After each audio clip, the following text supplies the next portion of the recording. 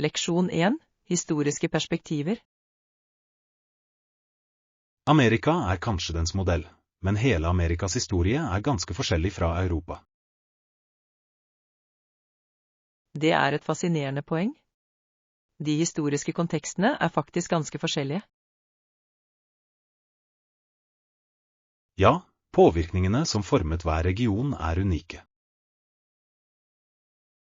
Har du studert noen spesifikke hendelser som fremhever disse forskjellene? Jeg har sett på kolonihistoriene, og de varierer betydelig. Absolutt. Motivasjonene for kolonisering var svært forskjellige. I tillegg ble påvirkningen på urbefolkningen håndtert på forskjellige måter. Ja, det avgjørende å forstå disse historiene for å forstå aktuelle problemstillinger. Jeg enig. Å lære av fortiden hjelper oss å unngå å gjenta feil. Leksjon 2. Fysisk aktivitet og helse. Noen hevder at fysisk aktivitet vil skade reproduksjon. Ja, andre hevder at det ganske enkelt unaturlig for kvinner å engasjere seg i visse idretter. Det et kontroversielt tema. Hva dine tanker? Jeg tror at kvinner kan være sterke og sunne samtidig som de atletiske. Absolutt. Fysisk aktivitet avgjørende for alles velvære. Ja, og det bør oppmuntres i stedet for frarådes. Nøyaktig. Å styrke kvinner i idretten avgjørende for likestilling. Jeg enig. Det handler om å bryte stereotypier og fremme helse. Definitivt. Alle skal ha mulighet til å delta i idrett. Leksjon 3. Overlevelse og overbevisning. Jeg tror at for å overleve alene, må man være virkelig selvhjulpen. Ja, men ingen av disse argumentene overbeviser meg fordi argumentet aldri har vært helt overbevisende. Det rettferdig. Overlevelse et komplekst problem med mange faktorer å vurdere. Absolutt. Det handler ikke bare om fysisk utholdenhet. Nøyaktig. Mental styrke spiller også en avgjørende rolle. Ja, å ha et støttesystem kan utgjøre en stor forskjell. Jeg enig. Fellesskap ofte avgjørende for å overvinne utfordringer. Ja, det handler om å finne balanse i uavhengighet og støtte. Det interessant å tenke på hvordan ulike perspektiver former vårt syn på overlevelse. Leksjon 4. Markedsføringsstrategier. Hva med å tilby rabatter som kan tiltrekke seg nye kunder? Det en smart idé. Rabatter kan virkelig lokke folk til å prøve produktet ditt. Ja, spesielt hvis de nye for merkevaren. Nøyaktig. Det en fin måte å bygge opp en kundebase på. Har du sett noen vellykkede eksempler på denne strategien? Ja, mange bedrifter bruker introduksjonstilbud for å trekke inn kunder. Det sant. Det kan skape et positivt førsteinntrykk. Absolutt. I tillegg oppmuntrer det til muntlige henvisninger. Ja. Fornøyde kunder ofte de beste markedsførerne.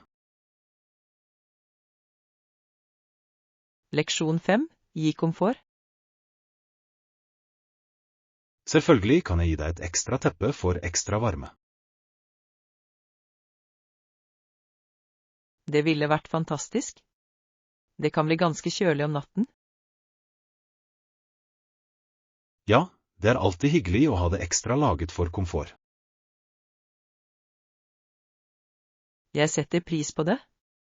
Det hjelper meg virkelig å sove bedre. Absolutt. En god nattsøvn er avgjørende for en produktiv dag. Ja, jeg føler meg mye mer energisk når jeg er varm og koselig. Nøyaktig. Komfort kan ha stor innvirkning på humøret og produktiviteten. Jeg er enig. Små ting som det kan gjøre en stor forskjell. Ja, la oss sørge for at alle har det de trenger for et komfortabelt opphold. Leksjon 6. Kjolepreferanser. Hvilken type kjoler har de i butikken? Jeg foretrekker noe elegant, kanskje med en klassisk silhuett. Det høres deilig ut. Liker du noen spesifikke farger for elegante kjoler? Jeg har en tendens til å lene meg mot marineblå eller dyp burgunder, de føler seg sofistikerte. Gode valg. Disse fargene er tidløse og flatterende. Ja, og de kan kles opp eller ned avhengig av anledningen. Nøyaktig. Har du funnet noen stiler du elsker? Jeg så nylig en blondekjole som fanget meg, det var fantastisk. Blonde tilfører alltid et snev av eleganse. Leksjon 7. Arrangementsplanlegging. Perfekt. Jeg oppdaterer tidspunktet og sender ut en invitasjon. Det høres flott ut. Når tenker du å begynne? Jeg vurderte 18, det gir alle tid til å komme etter jobb. Det er en god idé. Det gir en mer avslappet atmosfære. Nøyaktig. I tillegg vil det være fint å ha litt dagslys igjen. Ja, og det gir bedre lys for bilder også. Definitivt. Synes du vi bør inkludere RSVP-detaljer i invitasjonen? Absolutt. Det vil hjelpe oss å planlegge bedre for mat og sitteplasser. Stor.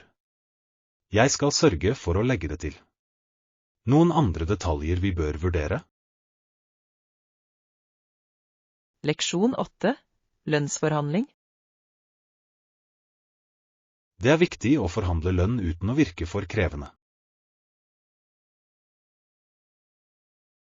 Jeg er enig.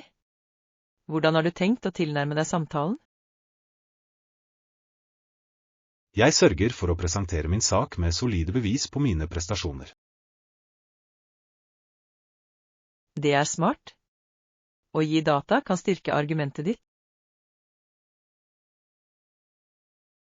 Ja, og jeg tror det hjelper å ha en klar oppfatning av markedsrenten. Absolutt. Å forske på industristandarder er avgjørende for forhandlinger. Synes du det er bedre å ta opp temaet tidlig i samtalen? Ja, jeg tror at å ta opp det på forhånd kan sette den rette tonen. Nøyaktig. Det viser at du er seriøs om verdien din for selskapet. Leksjon 9. Kontraktsvilkår. Vi mottok vilkårene i kontrakten. Selvfølgelig, hvilke spesifikke punkter er du bekymret for? Jeg er spesielt interessert i klausulene om oppsigelse. Det er et viktig aspekt. Det er viktig å forstå disse begrepene. Ja. Jeg vil sikre at det ikke kommer overraskelser hvis ting ikke fungerer. Absolutt.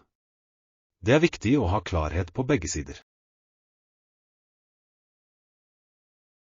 Jeg ønsker også å gjennomgå kompensasjonsstrukturen som er skissert i kontrakten.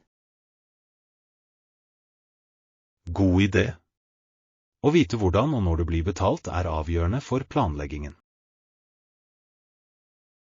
Ja. La oss sørge for å gå gjennom alle detaljene grundig. Definitivt. Jeg avtaler et tidspunkt hvor vi skal vurdere det sammen. Leksjon 10. Sunne snacks. Hva med litt frisk frukt som epler og bananer? Det høres perfekt ut. De er sunne og enkle å pakke. Nøyaktig. I tillegg gir de en rask energiboost. Ja. Jeg elsker å ha frukt som mellommåltid i løpet av dagen. Jeg også. De er forfriskende og holder deg hydrert også. Absolutt. Foretrekker du andre frukter? Jeg liker også bær. De er deilige og fulle av antioksidanter. Flott valg. Jeg elsker å blande forskjellige frukter for en fargerik matbit. Det er en morsom idé. En fruktsalat kan være en herlig godbit. Leksjon 11. Unike funn. Selvfølgelig kjøpte jeg litt håndlaget håndverk og tradisjonelle klær. Det høres fantastisk ut. Håndlagde gjenstander har alltid en slik karakter. Absolutt. De forteller en historie og støtter lokale håndverkere. Ja. Jeg elsker hvor unikt hvert stykke kan være. Hva slags håndverk fant du? Jeg fant noe vakkert keramikk og intrikate vevde kurver. De høres nydelige ut. Keramikk kan være både funksjonelt og dekorativt. Nøyaktig. Det er fint å ha stykker som er både nyttige og kunstneriske. Og tradisjonelle klær har ofte så rik kulturell betydning. Ja. Jeg gleder meg til å bruke dem og dele historien bak dem. Leksjon 12. Historiske perspektiver. Selv om Bly hadde temperament og ikke var særlig taktfull, ser ikke dette ut til å være hele historien. Det er interessant. Folk har ofte dypere motivasjoner bak handlingene sine. Nøyaktig. Det er viktig å se på konteksten til en persons oppførsel. Ja. Å forstå bakgrunnen kan endre hvordan vi oppfatter dem. Har du lest mer om Blys bidrag utover temperamentet hans? Jeg har. Arbeidet hans var ganske virkningsfullt på mange måter. Det er sant. Det er fascinerende hvordan historie kan være kompleks. Absolutt. Jeg tror det er avgjørende å lære om alle sider av en historie. Ja. Dette hjelper oss å utvikle en mer nyansert forståelse av historiske personer.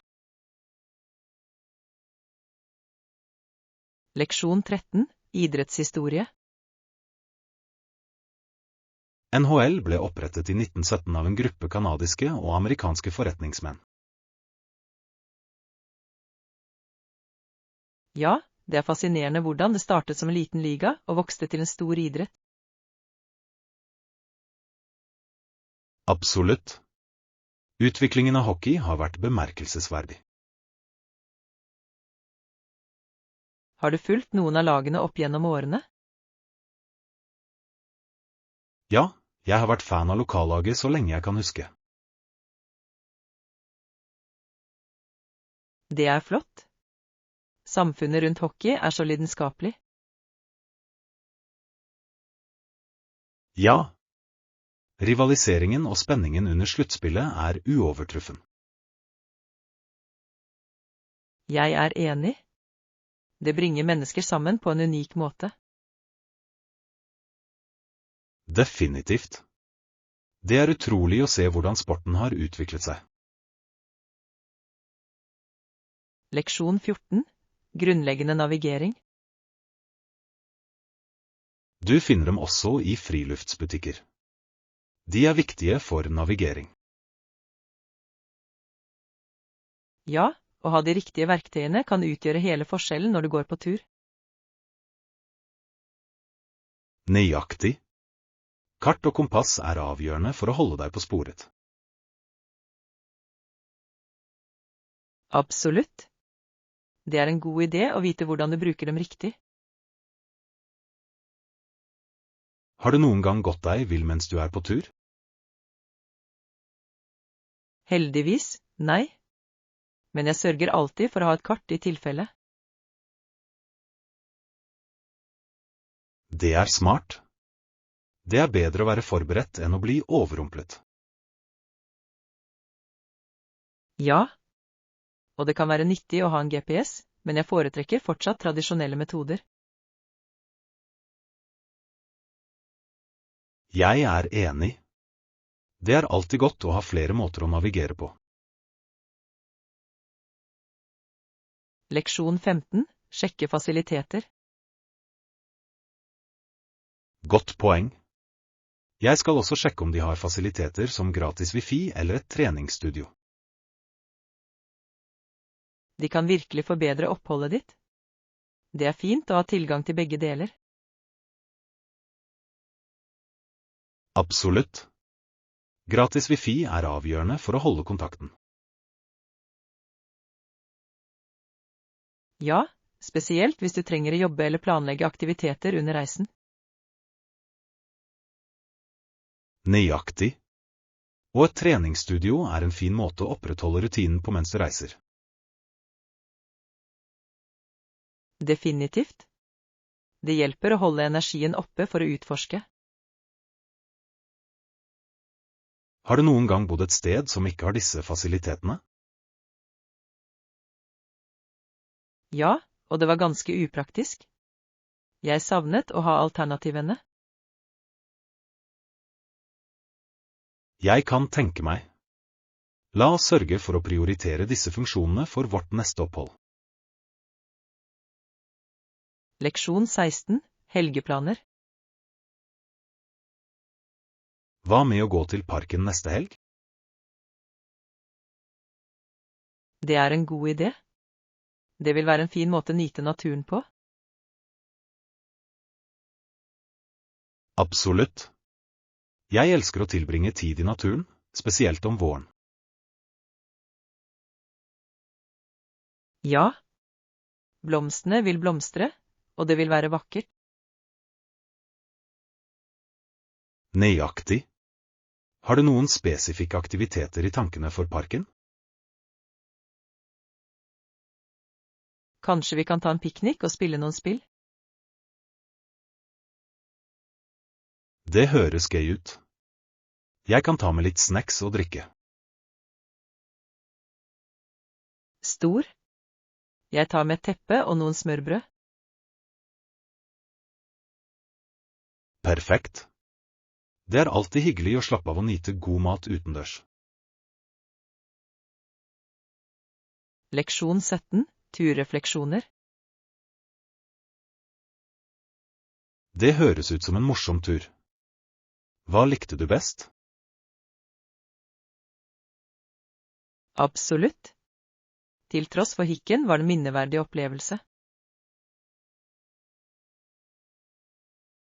Det er flott å høre. Hva slags hikke møtte du?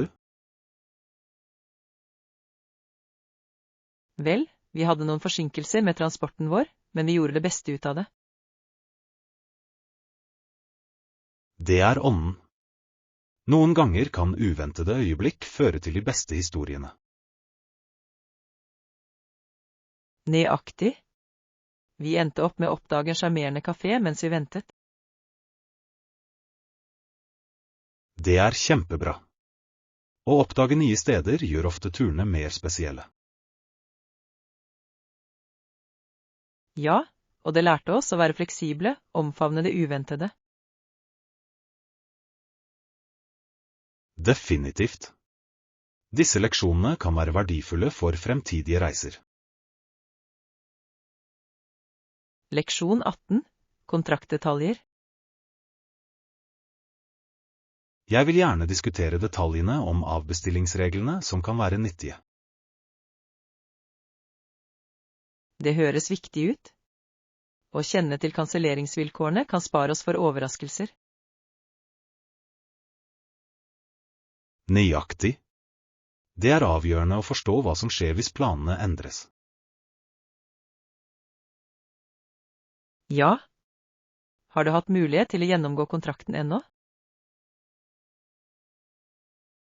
Det har jeg, men jeg må avklare noen punkter angående retningslinjene. God idé. Det er bedre å stille spørsmål nå enn å møte problemet senere. Absolutt. Jeg vil sikre at vi er fullstendig informert før vi forplikter oss. La oss sette opp et møte for å gå gjennom alt sammen. Det høres perfekt ut. Jeg setter pris på din omhu i denne saken. Leksjon 19. Beskytte eiendeler. Hun måtte legge den bort for at den ikke skulle bli ødelagt. Det gir mening. Det er alltid viktig å beskytte verdifulle gjenstander. Ja. Jeg er ofte bekymret for at tingene mine blir skadet, spesielt utendørs. Jeg skjønner helt. Det er lurt å holde alt trygt. Fant hun et godt gjemmested? Ja, hun nevnte gjemme seg under et stort tre for å skjerme det mot regnet. Det er en smart idé.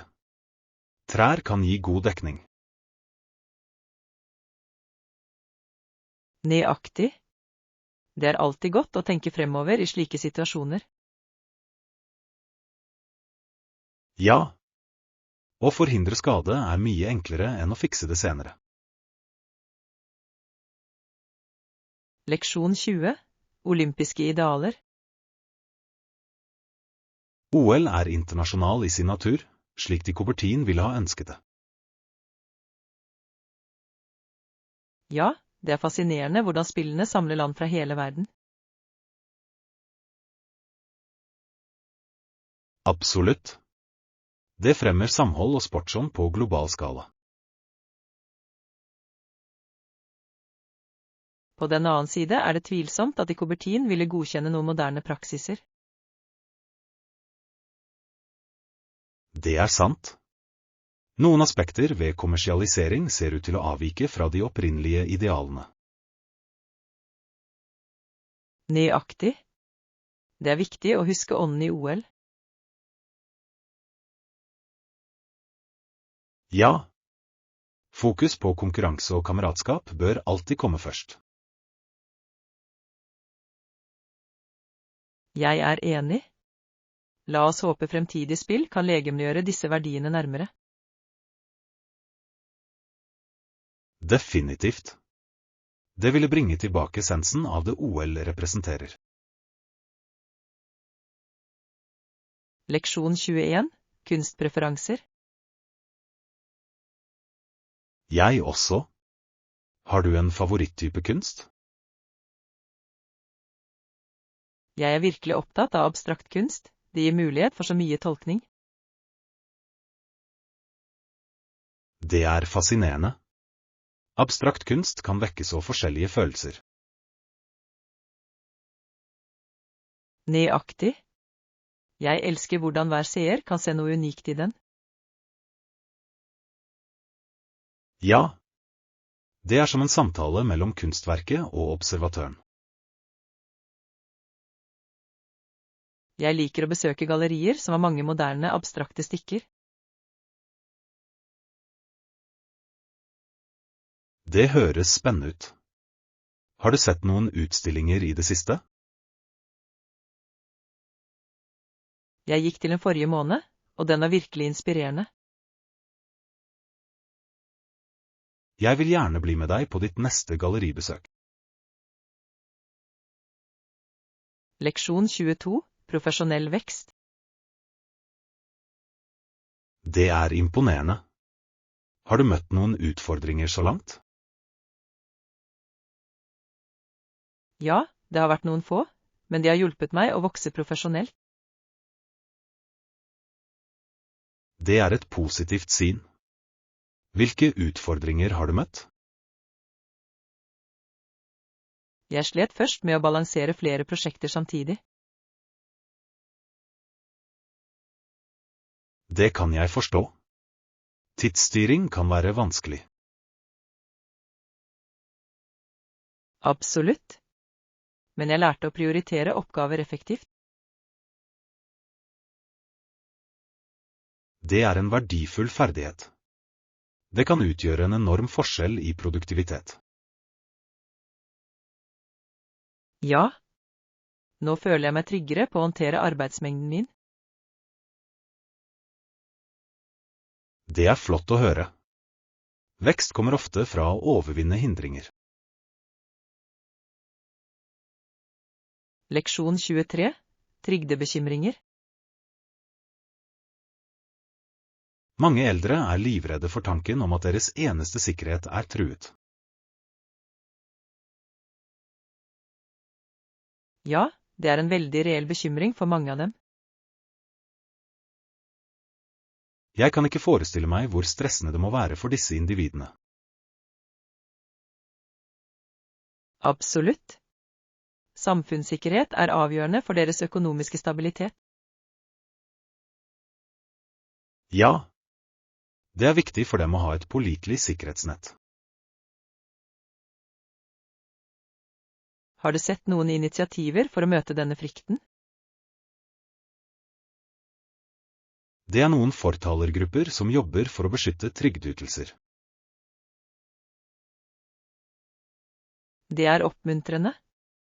Det er viktig å øke bevisstheten om disse problemene. Jeg er enig. Å støtte våre eldre skal være en prioritet for samfunnet. Leksjon 24, bokhandelsutvalg. Vi har et bredt utvalg av bøker og penner. Noe spesifikt du leter etter? Jeg er spesielt interessert i å finne noen nye romaner å lese. Flott valg. Foretrekker du skjønnlitteratur eller sakprosa? Jeg elsker fiksjon. Det lar meg flykte inn i forskjellige verdener. Det er fantastisk. Noen spesiell sjanger du liker? Jeg er veldig interessert i fantasy og historisk fiksjon i det siste. Disse sjangrene kan være så oppslukende. Har du lest noe bra i det siste? Ja, jeg har akkurat avsluttet en fengslende fantasiserie. Det høres spennende ut. Jeg vil gjerne høre mer om det. Leksjon 25, slektshistorie. 20. januar 2001. Selvfølgelig visste folk at han var sønn av den 41. presidenten, George. Ja, det var et viktig øyeblikk i historien. Maktovergangen ble overvåket nøye. Absolutt. Det markerte en ny æra i amerikansk politikk. Jeg husker hvor mye diskusjon det var rundt det valget. Ja. Implikasjonene var enorme for både innenriks- og utenrikspolitikken. Det er interessant hvordan familiearv kan påvirke politiske karrierer. Definitivt. Det former ofte offentlig oppfatning og forventninger. Ja. Å forstå denne dynamikken hjelper oss å sette pris på det politiske landskapet. Jeg er enig. La oss fortsette å utforske disse historiske hendelsene sammen. Leksjon 26, parkutflukt. Hva tenker du om å gå i parken neste helg? Det er en god idé. Det blir en fin flukt fra byen. Absolutt. Jeg elsker å tilbringe tid utendørs, spesielt om våren. Ja, blomstene vil blomstre. Alt vil se vakkert ut.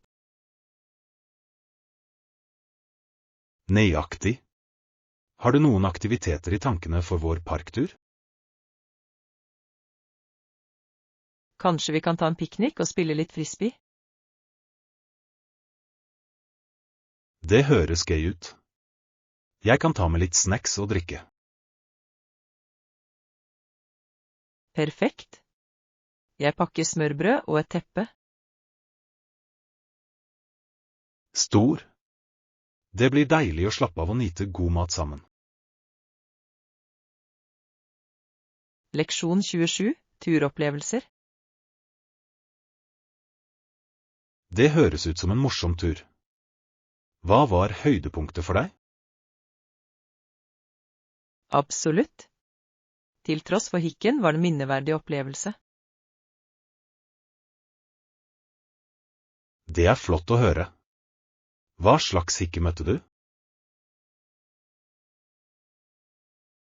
Vi hadde noen forsinkelser med transporten vår, men vi gjorde det beste ut av det. Disse overraskelsene kan noen ganger føre til uventede eventyr. Nøyaktig. Vi oppdaget en sjarmerende kafé mens vi ventet, som viste seg flott. Det er kjempebra. Å finne skjulte perler gjør ofte turene morsommere. Ja, og det lærte meg å omfavne spontanitet mens jeg reiser. Definitivt. Fleksibilitet kan føre til noen av de beste opplevelsene. Leksjon 28, gruppestudieøkter. Når det gjelder realfag, kan vi arrangere gruppestudier for å hjelpe hverandre. Det høres ut som en god idé. Gruppestudier kan være veldig effektive.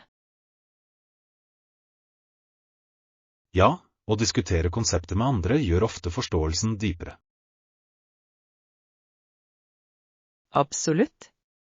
Dessuten gjør det morsommere å studere. Har du funnet noen spesifikke emner innen realfag som du ønsker å fokusere på? Jeg er spesielt interessert i biologi dette semesteret. Det er fascinerende. Jeg kunne trenge litt hjelp med kjemi også. Perfekt. Vi kan ta tak i begge emnene i studieøktene våre. Ja. La oss sette en tid for å samle alle. Leksjon 29, reise alene. Det høres utrolig ut. Jeg tror jeg er overbevist om å prøve det nå. Stor. Alenereiser gir virkelig en unik opplevelse. Jeg har hørt at det er styrkende og hjelper med personlig vekst. Absolutt. Du lærer så mye om deg selv når du reiser alene. Hvilke destinasjoner anbefaler du for førstegangsreisende? Jeg synes byer som Barcelona eller Amsterdam er perfekte, de er vennlige og trygge. De høres fantastisk ut. Jeg elsker ideen om å utforske i mitt eget tempo. Ja. I tillegg kan du bestemme hva du skal gjøre uten å måtte konsultere noen andre. Det er sant. Jeg gleder meg til å planlegge mitt første soloeventyr. Leksjon 30. Forespørsler på hotellet. Hvis du har spørsmål, kan du ringe resepsjonen eller besøke resepsjonen for å spørre om det. Det er nyttig. Det er alltid greit å vite hvor man kan få informasjon. Ja, hotellpersonalet kan gi verdifull innsikt om fasiliteter og tjenester. Nøyaktig. Jeg liker å spørre om lokale attraksjoner også. Det er en god idé. De har ofte de beste anbefalingene. Og de kan foreslå skjulte perler som ikke er i guidebøkene. Absolutt. Det er fint å få det lokale perspektivet. Jeg skal sørge for å samle all informasjon jeg kan under oppholdet. Definitivt. Det vil forbedre reiseopplevelsen din betraktelig. Leksjon 31. Ansvar for planeten. Absolutt. Vi må ta ansvar for planeten vår og gjøre en endring. Jeg er helt enig. Hver lille innsats teller når det gjelder å beskytte miljøet. Ja, selv små handlinger kan føre til betydelige konsekvenser over tid. Har du begynt å gjøre noe spesifikt for å hjelpe? Jeg har prøvd å redusere plastbruken min og resirkulere mer. Det er en flott start. Jeg har brukt gjenbrukbare poser og flasker. Det er utmerkede valg. Alt handler om å lage bærekraftige vaner. Nøyaktig. Har du tenkt på å engasjere deg i lokale ryddearrangementer? Ja, jeg vil gjerne. Det er også en fin måte å få kontakt med samfunnet på. Leksjon 32. Værsjekk. God morgen. Hvordan er været i dag? God morgen. Det er litt kaldt ute, men solen skinner. Det høres fint ut. Jeg foretrekker solrike, men kjølige dager fremfor varme. Samme her. Det er perfekt vær for en lett jakke. Nøyaktig. Har du noen planer om å nyte det fine været i dag? Jeg kan ta en tur i parken senere. Hva med deg? Jeg vurderer å ta en løpetur. Den friske luften vil være forfriskende. Det høres flott ut. Å løpe i kjølig vær kan være veldig oppkvikkende. Ja. Det er en fin måte å rydde tankene mine og få litt trening. Leksjon 33. Flyplasssikkerhet. Sikkerhetssjekken tar vanligvis litt tid, ikke sant? Ja, det kan variere, men det er best å komme tidlig for å unngå stress. Jeg er enig. Jeg har som regel som mål å komme meg til flyplassen minst 2 timer før en flytur. Det er et smart trekk. Det gir deg tid til å slappe av før du går ombord. Nøyaktig. Har du noen gang hatt lang ventetid i sikkerheten? Ja, en gang ventet jeg nesten en time. Det var så stressende. Jeg kan tenke meg. Det er alltid bedre å være trygg enn å beklage. Absolutt. Og nå sørger jeg for å pakke sekken strategisk. Det er et godt tips. Å være forberedt kan virkelig få fart på ting. Leksjon 34. Diskuter mistillit. Jeg føler en følelse av mistillit til urettferdigheten i en slik handling mot alle hvite mennesker. Jeg kan forstå hvorfor du føler det slik. Det er en kompleks sak. Ja, det reiser mange spørsmål om rettferdighet og likhet. Absolutt. Det er viktig å diskutere disse følelsene åpent. Har du snakket om dette med andre? Jeg har. Å delta i samtaler er med på å klargjøre tanker og perspektiver. Det er sant. Det er viktig å lytte til ulike synspunkter også. Ja, å forstå hver side kan fremme empati og dialog. Jeg tror at det å diskutere disse problemene er et skritt mot helbredelse. Leksjon 35. Utfordre deg selv. Spesifikke kjøretøy kan hjelpe, som å melde seg på et løp eller utfordre deg selv. Det høres spennende ut. Racing kan virkelig presse grensene dine. Absolutt. Det er en fin måte å teste ferdighetene dine og forbedre seg. Har du noen gang deltatt i et løp? Ikke ennå, men jeg vurderer det til neste sesong.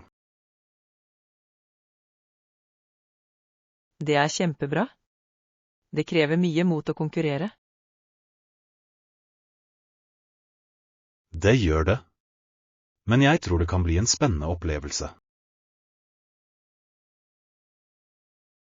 Definitivt. I tillegg er det en sjanse til å møte andre entusiaster. Ja, kameratskapet i racing er fantastisk.